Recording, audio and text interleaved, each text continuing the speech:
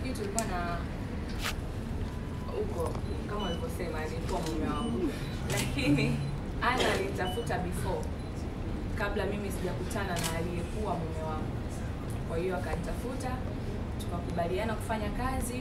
Bahati nzuri ikatokea la kutokea, mambo yakaunganika, kwa hiyo tukaendelea na kazi humo moja kwa moja. Na kuhusu faida ambazo nimezipata mpaka nataka kuendelea kufanya kazi na Ana, ziko nyingi ambazo siwezi kuzisema mbele za watu. Kuna vitu vingi tunafanya vya maendeleo ambavyo hatuwezi kuonyesha kwenye cameras, labda tunasubiri muda sahihi ufike. Kwa faida ziko nyingi na ndio maana nimekuwa willing kuendelea kufanya kazi na Ana Collection.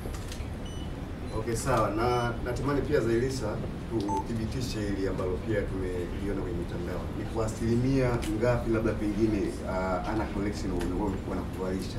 Maana stories ni kwamba ulikuwa mara nyingi ununuliwi nguo. Kwa hiyo Ana Collection alikuwa anakuvalisha. Ni kwa asilimia 100, mimi ni balozi. Ukiacha tu Ana kunivalisha pia ananilipa. Yaani ukiacha tu kuvaa pia ananilipa kuvaa nguo zake. Kwa hawezi akanilipa nivae nguo zake akipe nitoke nilipie hela ili ninunue nguo zake. Hicho kitu hakiwezekani. Kwa kila ninachokivaa kutoka Ana Collection ni jukumu la Ana Collection na wanafanya nikiwa kama balozi, na ukiacha kuvaa tu pia wananilipa.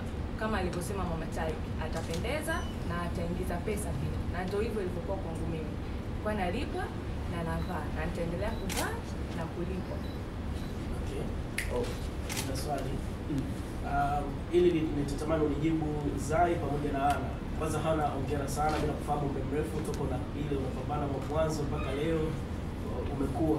Septemba 3 mwaka 2024 Zailisa ukiwa na alikuwa mume wako kama ulivyosema, mlikuja kwenye press na mkatuambia kuhusiana na uzinduzi wa usiku wa fashion, ambapo hii nakumbuka ilikuwa ni FA Fashion Night ya pili kama sijakosea, na kuna vitu vingi mlivizungumza.